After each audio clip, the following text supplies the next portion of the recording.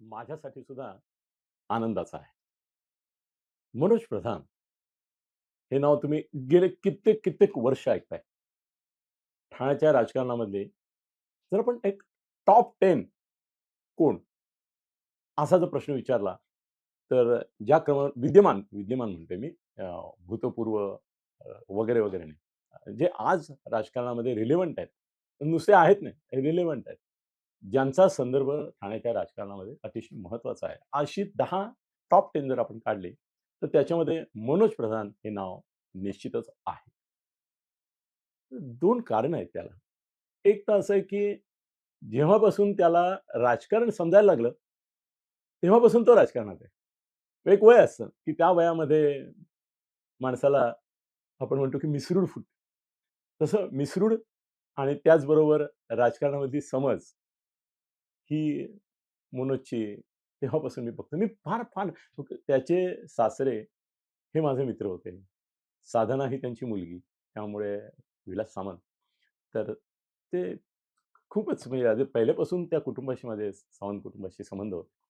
आणि साधना आणि मनोज हे एकत्र मग एक आणखीन सांगू ठाण्यामध्ये योगायोग येतो, की 2 जोडपी ही मला नेहमी असं कौतुकाचा विषय राहिली माझ्या. वाटलं की हां, ते मॅड फॉर ईच अदर आहेत हे त्यांचं त्यांना माहिती आहे, पण मेड फॉर ईच अदर आहे. त्याच्यात एक जितेंद्र आणि ऋता हे एक आदर्श जोडपं आहे असं मला वाटतं. दुसरं असं आदर्श जोडपं ठाण्यामध्ये साधना आणि मनोज प्रधान.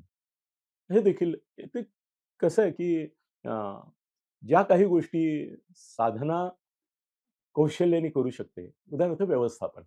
कुठल्याही गोष्टीचं व्यवस्थापन. तर ते तिचं खास असं तंत्र, मंत्र, शास्त्र आहे, की ज्याच्यामध्ये ती पारंगत आहे, कुशल आहे. आणि मनोजचा सामाजिक संदर्भ जीवनाला असलेला, लोकांमध्ये मिसळणं, लोकांच्या समस्यांशी एकरूप होणं आणि असं नुसतं तरुण आहे म्हणून तरुणांशी असं नाही. तर सीनियर सिटिझन असो, मध्यम प्रौढ असो, सगळ्यांशी त्याचं एक वैयक्तिक असं कम्युनिकेशन, संवाद. वाद फारसा त्याला नाही, म्हणजे त्याचा गुरु जो आहे, जितेंद्र आव्हाड, तो वादविवादामध्ये नेहमी बुडालेला असतो, हे खरं आहे. पण मनोज हा कधी वादापेक्षा संवादावर त्याचा भर तुम्हाला दिसतो. आणि लोकांशी संपर्क ठेवावा, त्यांच्याशी बोलावं, त्यांचं ऐकून घ्यावं. आज ठाण्यामध्ये मी जरी टॉप 10 असं म्हटलं, तरी त्या टॉप 10 मधले जवळ-जवळ 7 नेते तरी असे आहेत, की जे ऐकवतात. ऐकून नाही घेत फारसं. पण मनोजचं पहिल्यापासून आता जेव्हापासून तो राजकारणामध्ये आहे, अगदी नगरसेवक होता तेव्हापासून तर सगळ्याच त्याच्या सगळ्या राजकीय कारकिर्दीचा मी एक ठाणेकर म्हणून साक्षीदार पण आहे. आणि काही प्रमाणामध्ये त्याच्या या सगळ्यामध्ये मी पहिल्यापासून मला इंटरेस्ट वाटत आला. आता माझ्यासारख्या सीनियर पत्रकाराला असं वाटतं, की या तरुण पिढीतल्या या मुलांना, या तरुणांना आपण थोडं कुठेतरी एक प्रोत्साहन दिलं पाहिजे, उत्तेजन दिलं पाहिजे. त्यांना मार्गदर्शन पण केलं पाहिजे. त्यांना सांगितलं पाहिजे. त्याचं कारण आधीची पिढी आम्ही बघितलेली आहे. ठाण्यात आहे मी तर सगळ्या महाराष्ट्रातले जे गेल्या 50 वर्षात जेवढे नेते मोठे झाले, महान सुद्धा झाले त्यातले काही. त्या सगळ्या नेत्यांशी काही ना काही माझा संबंध आला. ते कशा रीतीने डेव्हलप झाले हे मी पाहिलेलं. आणि म्हणून मी आत्मविश्वासाने तुम्हाला सांगू शकतो, हे मी जितेंद्रबाबत सुद्धा फार पूर्वी लिहिलं होतं, की ठाण्यामध्ये अ, ज्या नेत्यांना भवितव्य आहे आणि ज्या नेत्यांचा भवितव्याशी भविष्याशी भविष्याशी शब्द वापरत नाही, तो वेगळा अर्थ येतो. भवितव्याशी ठाण्याचं भवितव्य निगडीत आहे. त्याच्यामध्ये जितेंद्र आहे. मी मनोज बाबत सुद्धा असं म्हणू शकतो. सुदैवाने आता त्याला एक सुंदर संधी मिळाली आहे. असं असतं बरं का, की माणसामध्ये गुण असतात. आता नेतृत्व गुण असं म्हटल्यानंतर ज्या काही गोष्टी आहेत, की लोकांना नेता नेता म्हणजे काय तो घेऊन जातो, नेतो, बरोबर नेतो, तो नेता, तो नेता. मनोजकडे किती कॅपॅसिटी आहे. मनोजचे फॉलोअर्स बघा तुम्ही. जितेंद्रचे फॉलोअर्स त्याच्याबरोबर आहेतच. पण त्याचे स्वतःचे देखील फॉलोअर्स पहिल्यापासून आहेत. आजच आहेत असं नाही. आता तो त्या पदावर गेला हे त्याच्या एक भाग्यरेषेवर ती रेषा उमटली पदाची. कधी-कधी असं असतं बरं का, की माणसात ते गुण असतात, पण ती संधी मिळायला लागते. आणि त्याचा गुरु अर्थातच जितेंद्र आव्हाड असल्यामुळे त्या गुरूंनी त्याला ही संधी दिली आणि त्यांचे महागुरू शरद पवार यांनी ती मान्य केली. कारण त्यांनाही मनोज पहिल्यापासून माहिती आहे. मनोजचा परिचय नाही, असा महाराष्ट्रातला काँग्रेसचा तरी मी मग त्याच्याला यांच्यामध्ये पण आहेतच. शिंदे साहेब असोत, फडणवीस असो, कोणी असो, त्या सगळ्यांशी त्याचे संबंध वेळोवेळी आलेले आहेत. त्यांनीही कौतुकाने त्याच्याकडे पाहिलेलं आहे. एकनाथ शिंदे कौतुकाने पाहतात की नाही, हे मी जास्त चांगलं सांगू शकतो, कारण ते माझे मित्र आहेत. त्यामुळे अनेक विषयांवर ज्या बोलण्या होतात, तर त्याच्यामध्ये अर्थातच हा शरद पवार काँग्रेसच्या ठाणे शाखेचा अध्यक्ष असल्यामुळे असा विरोधी गटात आहे. पण मला माहिती आहे की एकनाथ शिंदे ज्या काही नेत्यांकडे श्रीकांतला समकक्ष, श्रीकांतला समवयीन आणि श्रीकांत बरोबर मोठे होत जाणारे नेते म्हणून बघतात. त्याच्यामध्ये मी तुम्हाला सांगतो की मनोजचं नाव आहे. मनोजचा आज वाढदिवस आहे. या वाढदिवसाच्या निमित्ताने त्याला शुभेच्छा देत असताना त्याला एक 2-4 शब्द देखील एक मित्र, त्याचा ज्येष्ठ मित्र म्हणून सांगू इच्छितो. पहिली गोष्ट अशी आहे की जितेंद्र जरी तुझा गुरु असला, तरी जितेंद्र हा थोडासा एकांगी वाढत गेला.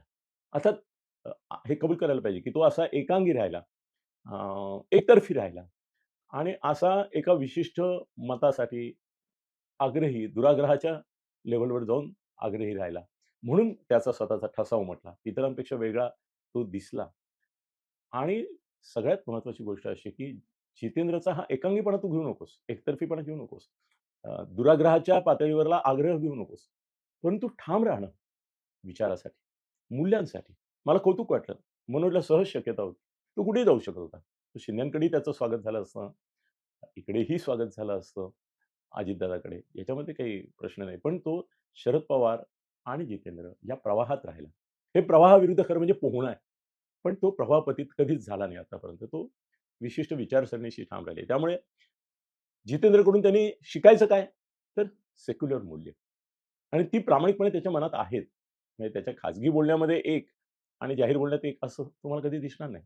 तो सेक्युलर मनाने आहे आणि त्याच्यामुळे त्याचं जितेंद्रचं केवळ भावनिक नातं नाहीये, वैचारिक नातं आहे. ते तो जपणार. ते जप म्हणून सांगायची त्याला गरज नाही. ते जपणार. पण त्याला आणखीन एक गोष्ट करावी लागेल, की जितेंद्रच्या नेतृत्वाच्या कक्षा आता विस्तारत आहेत. आता तो महाराष्ट्र पातळीवरचा नेता झालेला आहे आणि राष्ट्रीय पातळीवरचा नेता होण्याची त्याची आकांक्षा आहे, जी स्वाभाविक आहे, योग्य आहे आणि तशी संधी त्याला मिळणार. आज ठाण्यामध्ये जरी मी टॉप 10 म्हणत असलो, तरी सेक्युलर विचारांमध्ये आज पोकळी आहे. एक हिंदुत्वाची लाट आहे ठाण्यामध्ये. हिंदुत्ववादी असणं म्हणजे प्रत्येक नेत्याला असं वाटतं, मी काहीतरी जीवनमूल्याशी निगडीत आहे, इथल्या लोकांच्या भावनांशी आहे, असं काही नाही. हा समाज आहे, हा विविधतापूर्ण आहे. त्यामुळे सेक्युलर एक नेतृत्वाची पोकळी ठाणे शहराच्या पातळीवरती भरून काढण्याचं काम मनोजला करावं लागेल. माणसं जोडण्याचं काम करावं लागेल. शरद पवारांचा पक्ष लहान आहे. ते महान आहेत, पक्ष लहान आहे ठाण्यामध्ये. तो वाढवण्याचं कामही त्याला करावं लागणार आहे. एक चांगला तरुण असा नेता. मी उदयाला आला असं म्हणणार नाही, कारण तो उदयाला कधीच आलाय. तो आता विस्तारत चाललाय, विकसित होत चाललाय.